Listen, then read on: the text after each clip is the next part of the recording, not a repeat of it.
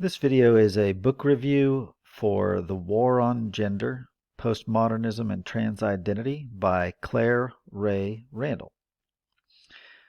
So this book came out in 2022 and I just kind of picked it up on a whim, um, and I'm very glad that I did.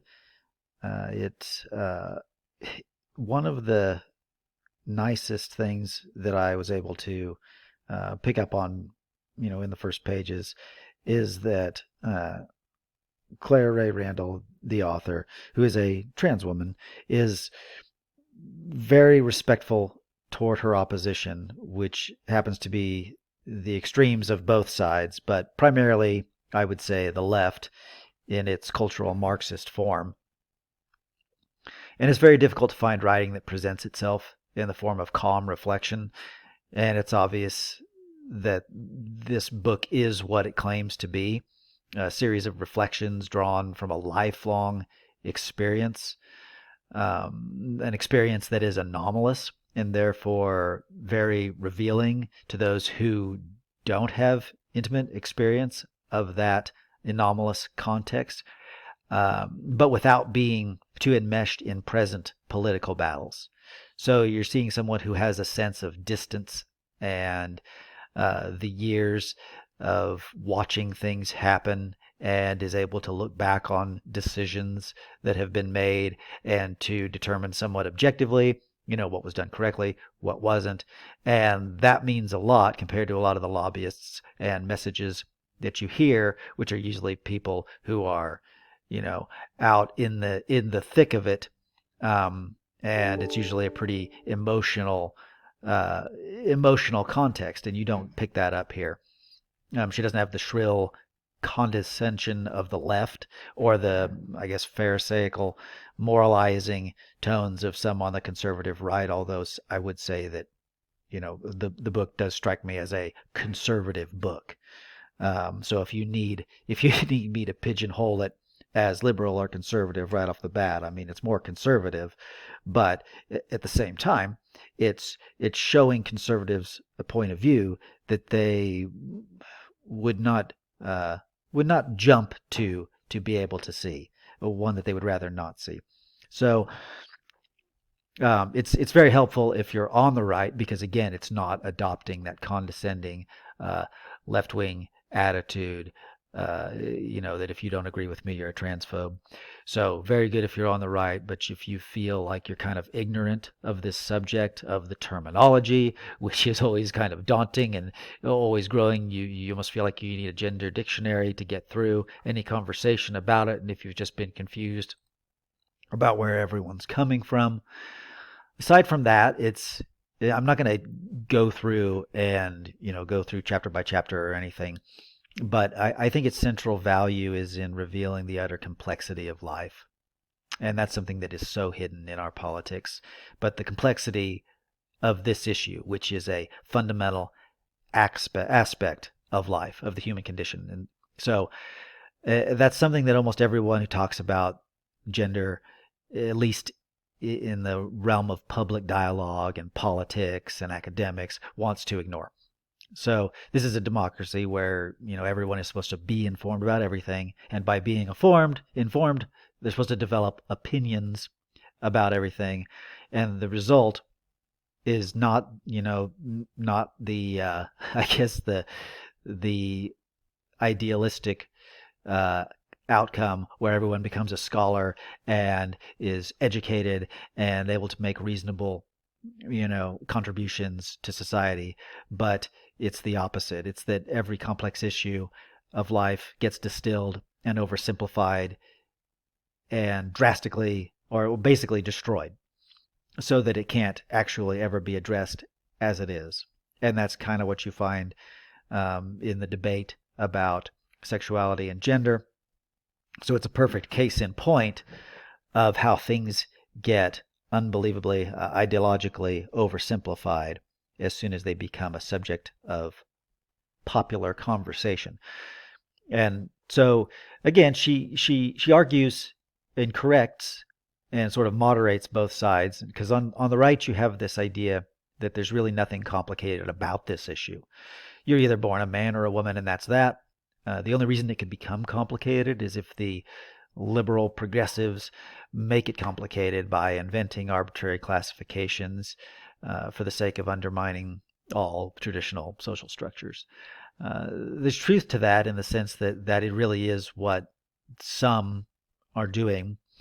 But if you write it all off as the work of Marxist delusions, you're writing off a minority of people, a sane minority of people who don't fit that category.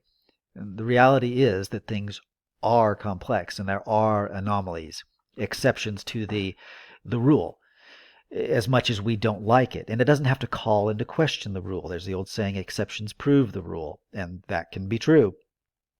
Randall gives several examples. I'll just mention one. So the conservative thinking, at least in my experience of it, I know there's very intelligent, charitable conservative thinkers out there, but the loudest voices who seem to get the largest audiences tend to rely on a simple, the chromosome paradigm, where women have X chromosomes, men have XY. So the presence of a Y chromosome is really the only thing that matters. Simple as that. And if you have that, then you're a man. And don't you dare say otherwise, or else you're mental. So what, among other things, Randall outlines this condition called androgen insensitivity syndrome, or AIS. You can Google it. It can be partial or complete. So what happens is all fetuses in early stage development have female genital morphology. So visually, fetuses resemble females at an early stage. Then as the fetus develops, and as a response to androgens, male fetuses develop male genitalia. So if you're a male with XY chromosomes, you respond to these androgens, the cells respond, and the male genitalia develops. That's the norm. But in cases of AIS, due to an androgen receptor mutation, the cells are prevented from responding in the proper way, which develops the male genitalia. So you have an XY male whose male genitalia don't develop externally. So these babies look like girls, except that they do possess testes. They're just not descended, and they lack a uterus. So they look like girls, but they don't have a uterus, and they do have testes that just haven't descended. So they're typically raised as girls and may not know anything different until puberty, when they fail to begin menstruation and a medical examination reveals the truth. So I had never heard of that. And at that point, what are they to do? What's the simple prescription there? And I've never really heard a good, conservative, charitable, respectful allowance for that anomalous situation. And then there's, of course, the obvious example of the hermaphrodite, which Randall doesn't really get into, but it's, a lot more people are aware of things like that. And again, never seen conservatives address that in any meaningful way. So this is so important because it's a thing that most people in general, and I'm not just picking on conservatives, but most people in general abhor. They don't really like acknowledging exceptions to their common sense paradigm that they use to interpret the world. And they don't want to have to figure out some way of socially managing these exceptions, which make them uncomfortable. Which is to say, they don't want to accept reality for what it is and seek out some way of welcoming those who are true exceptions and allowing them to lead meaningful lives in our society. And that, allowing or accepting and socially managing these things doesn't mean disrupting or discarding or even calling into question the male-female paradigm, which, as Randall says again and again, is built into the structure of reality and should absolutely be respected as the norm. And instead, from her own decades of life experience, she proposes that trans people find some way of respecting the way things are and catering, in a way, catering to the norm and to the majority and accepting your fate as someone who has a condition. She refers to her dysphoria, I suppose, as a condition. It's not a choice. And um, she explains, in many pages why she believes that to be the case. And so she thinks that people should do what she's done and find ways of interfacing with the male female reality, since the alternative, fighting that reality, condemning it, imagining up explanations where it's just something that people created for the sake of oppression, that disrupts the lives of whatever 98, 99% of humanity, that's not practicable. It's not going to serve anyone well in the long run. And so what she actually proposes on various subjects, the nuances of the debates, like the bathroom, which bathroom a person should use, and by what standards should we make those decisions. They're discussed in greater detail. She also addresses the travesty of teaching very young children to question their own gender identity, which is neither appropriate nor rational. And obviously she's appalled at the idea of surgical operations being carried out, since in her experience, and this is something that you won't hear from, the gender lobby, but her interpretation of her own identity is something that she says needed to be tested. And she makes very compelling reasons for why it is essential that any gender claims outside the norm be tested. And she cites, an age-old motto: extraordinary claims demand extraordinary evidence. And, spends a lot of time harping on the idea that it's ridiculous to say that you claiming an identity is not equivalent, doesn't in itself warrant the respect of everyone else around you when all the evidence points to the contrary. And it's very dangerous to make transition too easy, but I'll refer you to the book so I don't do an injustice to her positions on the matter. And then another insight, which I think is great and that she returns to again and again, is this. She grants the fact that the vast, vast majority of people who can't identify with these anomalous situations, that these people would find them disturbing and would be uncomfortable, especially if forcibly brought face to face with such cases. She is charitable in the way that almost no one on the Marxist left is charitable. And in this sense, she's much more in tune with the human condition. She basically says that while anomalies should not be persecuted, people with her condition, neither should the normal majority be dragged kicking and screaming or have it thrown in their faces and told to acknowledge something that's completely contrary to their conceptual framework, their way of understanding reality, which is, in other words, the traditional male-female paradigm. Then I guess the traditionalist in me is also going to come out here and point out that this problem is almost insoluble due to the nature of democracy and the mentality of democratism, the idea that everyone should be aware of and have an opinion about every single policy and situation, be informed. So that most people not only do not want to think about this, but they shouldn't be thinking about this. They're not equipped. Not because they're terrible people, not because they're bigots, but because that's not normal to have to think about all this stuff. And it's a very difficult nut to crack, even for people who it's their area of expertise. It's a crime to make everyone of whatever age group so intimately aware of the frailty of their categories, especially by overemphasizing exceptions as if exceptions obliterated the rule. And that's one of the mental crimes of certain groups in the gender lobby, is they continuously will present exceptions.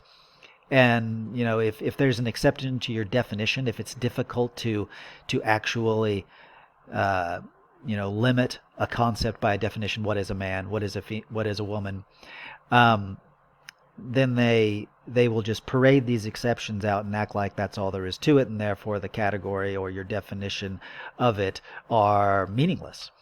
And that that's not how it works. That destabilizes life, and that's unjust to the population at large, that at any rate should not be doing this conceptual dissection, Socratic dialogue thing.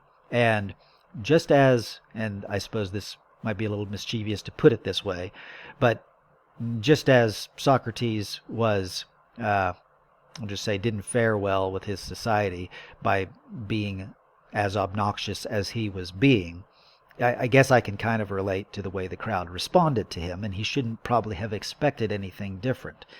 And I'm not putting the gender lobby in the position of Socratic martyr, but just saying that you have to understand how people are. So it's a delicate issue that in cases of true exceptions to the rule should be a matter for a very limited set of people. If it's a sane society, it could just be between patient and physician or close mutual friends, family. But most people should never have to think about gender beyond the normal paradigm. That's not bigotry, that's the human condition and an admission of the limits of individuals. Unfortunately, however, now that things have gotten to this point and we are where we are, that's no longer really an option, because if you left it to just some individuals, you'd have a bunch of, I don't know, 5-year-olds having irreversible surgical procedures. So, it is a social issue, sadly. Now we have to talk about it, and it almost seems like a lost cause, because once a topic becomes a subject of public discourse, it's immediately robbed of all nuance. Like I already mentioned, it's already distorted into a child's storybook version of what it actually is, and then it gets divided out, like the metaphorical Solomon's infant, and each party takes half and writes their little cartoon version of reality and distributes it to the party members, and we wind up having a very difficult time piecing the thing itself back together. And sometimes there is no way of putting it back together. So that's why I'm making this video review, and I'd recommend this book. It's informative, doesn't solve all the world's problems. I'm not even saying I was completely on board with everything. I suppose for the sake of having a well-rounded review, I'll say that I was very much not on board with some of the premises. I think the parts on evolutionary psychology and the emphasis on survival adaptation was a bit overemphasized. The metaphysics very, very incomplete.